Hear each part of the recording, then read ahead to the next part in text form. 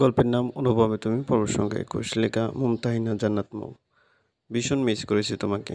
কয়দিন কোনো আসনি, কাউকে কিছু না বলে এভাবে কেউ উধাও হয়ে যায়। কতবার ফোন করেছি। কথাগুলো বলেই মৌরি অতসীকে জড়িয়ে ধরল। এত ভালোবাসে মৌরি তাকে। অতসী অতসী ভাবতেও পারেনি কখনো। অতসী তখন বলল, ভাইয়া জেল থেকে ছাড়া পেয়েছে, সেজন্য আসেনি। আসলে ভাইয়া টিউশনি করা পছন্দ করে না। ও তাই? তাহলে ভাইকে পেয়ে ভুলে গেছো আমাদের? না না, ভুলিনি। ভুললে কি আর আসতাম নাকি? ঈশান আর ইমানও দৌড়ে এলো। ম্যাম কেন আসেননি পড়াতে? কি হয়েছিল আপনার? এই তো আসলাম। সময় নষ্ট না করে চলো পড়তে বসি। এই বলে অতসী ওদের নিয়ে চলে যেতে ধরলো।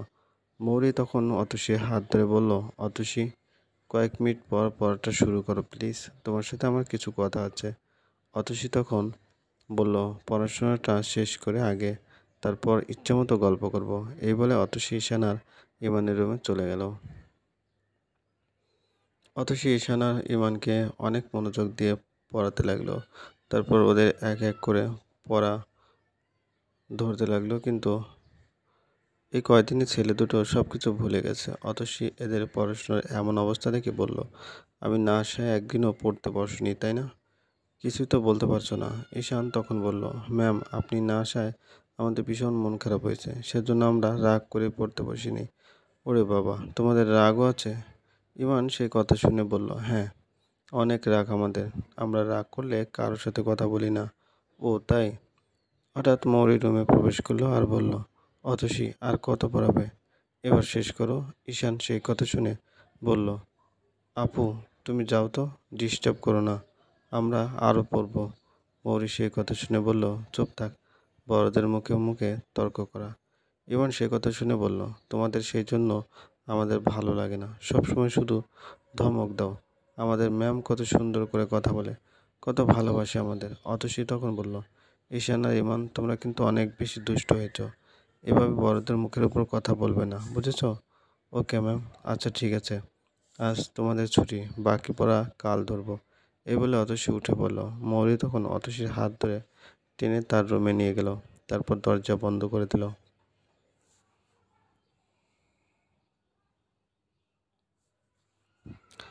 অতসী বেশ অবাকই হলো। দরজা বন্ধ করলো কেন মৌরি? মৌরি তখন বলল, অতসী একটা হেল্প করবা প্লিজ? কি হেল্প? আমার বিয়ে ঠিক করেছে সবাই, কিছুদিন পর দেখতে আসবে। যদি পছন্দ হয় তাহলে সেদিনই বিয়ে। তুমি তো জানো আমার বয়ফ্রেন্ড আছে, কি করে বিয়েটা করি? এত তাড়াহুড়ো কেন? অনেক কারণ আছে, একদিন সময় করে বিস্তারিতভাবে বলবো। আজ বলা যাবে না, কারণ কিছুক্ষণ পর ভাইয়া আসবে বাসায়। তোমার সাথে আমাকে গল্প করা দেখলে রেগে যাবে। অতসী সেই কথা শুনে বলল, ওনার কিসের এত অহংকার? আমাকে কি মানুষ মনে করে না? আমার সাথে তুমি যদি কথা বলো তাহলে কি ওনার জাত চলে যাবে? না না, সেরকম কিছু না। তুমি প্লিজ ভুল বোঝো না, কথা দাও হেল্প করবা। তোমার বয়ফ্রেন্ডের কথা বলো সবাইকে। তুমি তো বলেছিলে তিনি জব করেন, তাহলে কিসের এত চিন্তা? মরি তখন বলল, ভাইয়ের সব কিছু জানে, সে কিছুতেই রাজি না, আর ওই ছেলের কথা সবাইকে বলতে বারণও করেছে। অতসী কিছুই বুঝতে পারল না মৌরি আসলে কি বলতে চাচ্ছে, আর অতসী তাকে কিভাবে হেল্প করবে। মৌরি তখন অতসীর হাতে একটা ফোন দিয়ে বলল, আজ থেকে এটা তোমার। তোমার কাজ হলো ওই ছেলেকে প্রেমের জালে ফেলা, তারপর ওকে দুশ্চরিত্রা প্রমাণ করা, কারণ ভাইয়া দুশ্চরিত্রা ছেলেদের ভীষণ অপছন্দ করে। সে জেনে শুনে কখনোই তার বোনকে এমন ছেলের সাথে বিয়ে দেবে না। অতসী সেই কথা শুনে হাঁ করে তাকিয়ে রইল। এই মেয়ে বলে কি, যে তার ভাইয়ের ভয়ে কারোর সাথে ফোনে কথা বলতে পারে না, সে নাকি আবার কোনো ছেলেকে প্রেমের জালে ফেলবে? অতসী তখন ফোনটা মৌরি হাতে দিয়ে বলল, এই কাজ আমার দ্বারা হবে না মৌরি। আমার ভাই যদি দেখে, এটা একদম পুঁতে ফেলবে। তাছাড়া আমি ফোন ইউজ করি না, অনেক কিছুই বুঝি না ফোনের। হঠাৎ কে যেন দরজা ধাক্কাতে লাগলো। মৌরি তা দেখে ভয়ে তাড়াতাড়ি করে আলমারি থেকে একটা কাপড় বের করে পেঁচিয়ে নিল। তারপর অতসীকে বলল, দরজাটা খুলে দাও। অতসী কিছুই বুঝতে পারল না, মৌরি হঠাৎ শাড়ি বের করে এভাবে পেঁচাচ্ছে কেন। মৌরি চোখ দিয়ে ইশারা করে বলল, যাও খুলে দাও। সেই কথা শুনে অতসী দরজা খুলতে গেল। দরজা খুলতেই দেখে ইভানকে দেখে আমার তো মৌরি বলল, ভাইয়া কাপড় পরা শিখছিলাম। অতসী খুব সুন্দরভাবে শাড়ি পরাতে পারে। ইভান কোনো কিছু বলল না মৌরিকে, তবে অতসীর দিকে তাকিয়ে বলল, কি জন্য এসেছো বাসায়? খুব তো তেজ দেখে বললে আসবে না। অতসী জানে ইভান এরকম কিছু বলবে, সেজন্য সে কি বলবে আগে থেকেই তা প্রস্তুতি নিয়ে এসেছে। অতসী তখন বলল, আমি আপনার কথায় আসিনি। আঙ্কেল ফোন দিয়েছিল, সেজন্য এসেছি। কারণ আঙ্কেলকে আমি অনেক বেশি শ্রদ্ধা করি, সেজন্য না করতে পারিনি। তা পড়ানো কি শেষ হয়েছে? হ্যাঁ। তাহলে এখন আসতে পারো। অতসীর ইচ্ছে করছিল ইভানের চোখ দুটো তুলে মার্বেল খেলাতে আর তার হাতের আঙ্গুলটা কেটে ফেলতে। এই চোখ আর আঙ্গুল ভীষণ অপমান করছে তাকে। এমনভাবে তাকায় মনে হয় এক্ষুনি খেয়ে ফেলবে, আর আঙ্গুল দেখিয়ে দেখিয়ে কথা বলে মনে হয় কোনো বিচারক। কি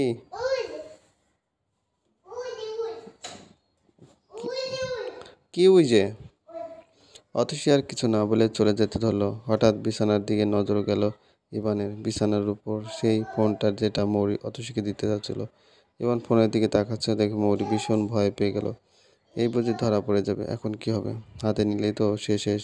সেজন্য মৌরি অতসীকে ডাক দিয়ে বলল, এই অতসী, আগেই যাও না, তোমার ফোন নিয়ে যাও। এই বলে মৌরি ফোনটা হাতে নিয়ে অতসীর কাছে চলে গেল। ইভান তখন বলল, ফোনটা দে তো আমাকে। এই বলে মৌরির হাত থেকে ফোনটা কেড়ে নিল ইভান। মৌরি ভয়ে একদম কোণাঠুসা হয়ে গেল, কারণ ফোনটা ওপেন করলে ইভান টের পেয়ে যাবে, কারণ এই ফোনে শুধু সেই ছেলের নাম্বার সেভ করা আছে।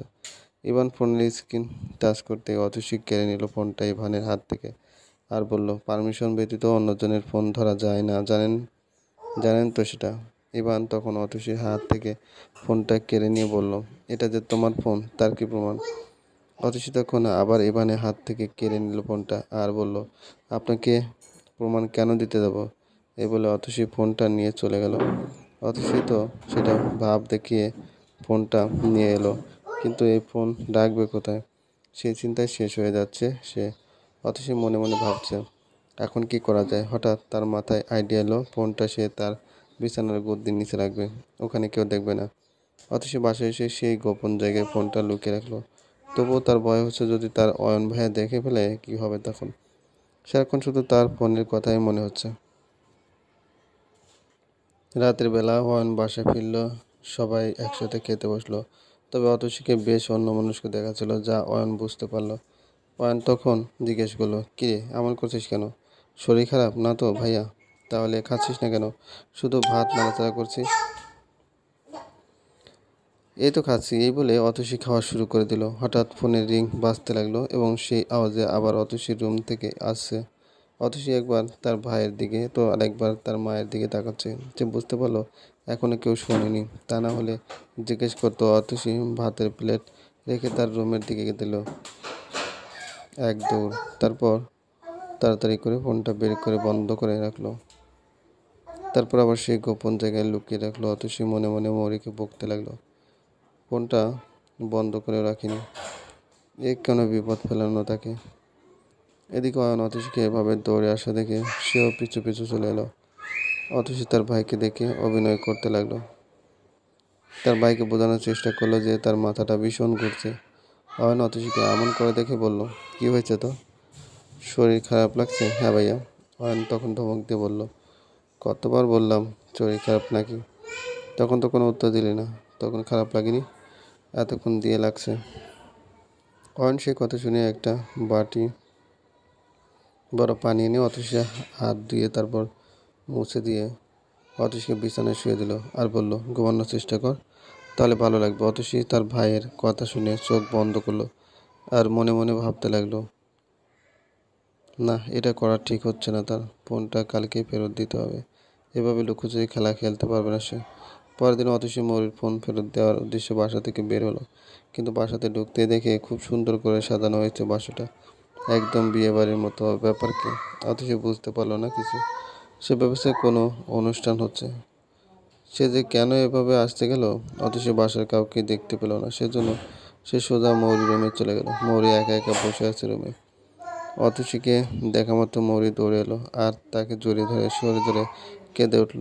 অতসী তখন বলল, কি হয়েছে, কাঁদছো কেন? মৌরি কাঁদতে কাঁদতে বলল, ছেলেপক্ষ আজকেই তাকে দেখতে আসছে। মৌরির কথা শুনে অতসী চমকে উঠল, কারণ পাত্রপক্ষ কয়েকদিন পর আসার কথা। তারা আজকে কেন আসছে? অতসী তখন মৌরিকে সান্ত্বনা দেওয়ার জন্য বলল, দেখতে আসলে কি বিয়ে হয় নাকি? দেখবে, তারপর পছন্দ করবে, তারপর ডেট ফিক্স করবে। মৌরি সেই কথা শুনে বলল, যদি পছন্দ হয় তাহলে আজকেই বিয়ে। অতসী কথাটা শুনে ভীষণ আশ্চর্য হলো। এ আবার কোন জুলুম? অতসী তখন বলল, আচ্ছা কেঁদো না, এমনিতেই সব ঠিক হয়ে যাবে। সেই কথা শুনে মৌরি কেঁদে কেঁদে বলল, আর যদি সত্যি অন্য ছেলের সাথে বিয়ে হয় তাহলে কিন্তু আমি শেষ করব নিজেকে। অতসী সেই কথা শুনে মৌরিকে জড়িয়ে ধরলো আর বলল, কি বলছো এসব? তেমন কিছু হবে না। এদিকে অতসী বুঝতে পারছে না সে কি করবে এখন, অথচ মৌরিকে না বুঝিয়েও আশ্বাস দিল। অতসী রুম থেকে বের হতেই দেখে ইভান আসছে এদিকে।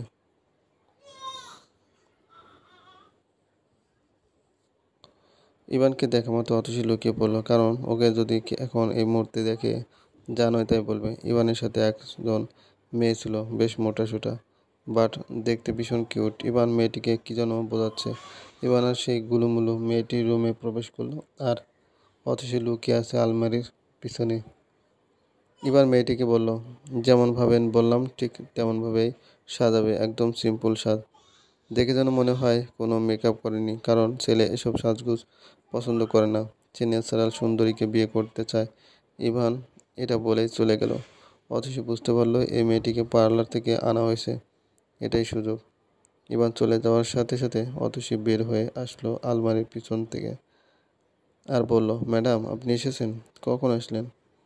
গুলুমুলু আপুটি একদম চমকে উঠল। তিনি চমকে উঠে বললেন, তুমি কে? অতসী তখন বলল, আমিই পাত্রী, তাড়াতাড়ি সাজিয়ে দিন আমাকে, একদম ন্যাচারাল সুন্দরীদের মতো। পার্লারের মেয়েটি তখন বলল, ইভান তো এই মেয়েকে দেখিয়ে গেল। মৌরি সেই কথা শুনে বলল, আমি হলাম পাত্রীর বান্ধবী, ও পাত্রী। ও আচ্ছা, এই বলে মেয়েটি সাজাতে আরম্ভ করলো। পার্লারের মেয়েটি সাজাতে আর বলছে, তুমি তো এমনিতেই সুন্দরী, তার উপর যদি আমার এই ন্যাচারাল মেকআপ করানো হয়, পাত্র তো বেহুশ হবেই, সাথে পাত্রের সাথে আসা সকল লোকজনও। আমি তো এটাই চাই, সবাই বেহুশ হোক। কিছু বললে তুমি? না বলিনি, আপনি সাজান। অতসী নর্মালি কারোর সামনে চুল খুলে না, কিন্তু মৌরির জন্য আজ তাকে সেটাই করতে হলো। পার্লারের মেয়েটি খুব মনোযোগ দিয়ে সাজিয়ে দিচ্ছে অতসীকে। প্রথমে একটা সুন্দর থ্রি পিস পরালো অতসীকে, তারপর মুখে মেকআপ দিতে ধরলো মেয়েটি। অতসী তখন বলল, মেকআপ দিতে হবে না, সামান্য একটু ক্রিম দিয়ে তার উপর পাউডার লাগালেই বেশি ভালো লাগে আমাকে। মেয়েটি সেই কথা শুনে বলল, তাহলে আমাকে এনেছেন কেন?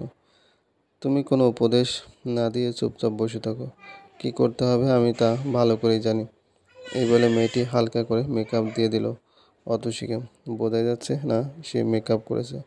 চিকন করে আইলাইনার দিল, আর একদম চোখের কোটরে দিয়ে দিল কাজল।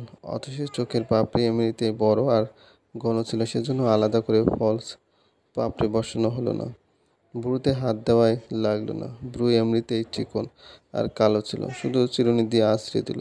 অথচ চুলগুলো অনেক বড় বড় ছিল, সেজন্য মাঝখানে সিঁথি করে দিল মেয়েটি। পার্লারে মেয়েটি ভালো করে পর্যবেক্ষণ করতে লাগলো অতসীকে, কারণ সাজ খারাপ হলে ইভান তাকে ছেড়ে কথা বলবে না। সাজ কমপ্লিট হলে মেয়েটি চলে গেল। এতক্ষণ মৌরি ভীষণ মন খারাপ ছিল, কিন্তু অতসীকে দেখে সে একদম স্তব্ধ হয়ে গেল। কোনো মেয়ে কি করে এত সুন্দর হতে পারে? তাছাড়া মৌরি নিজেও এই প্রথম অতসীকে এভাবে খোলা চলে দেখলো।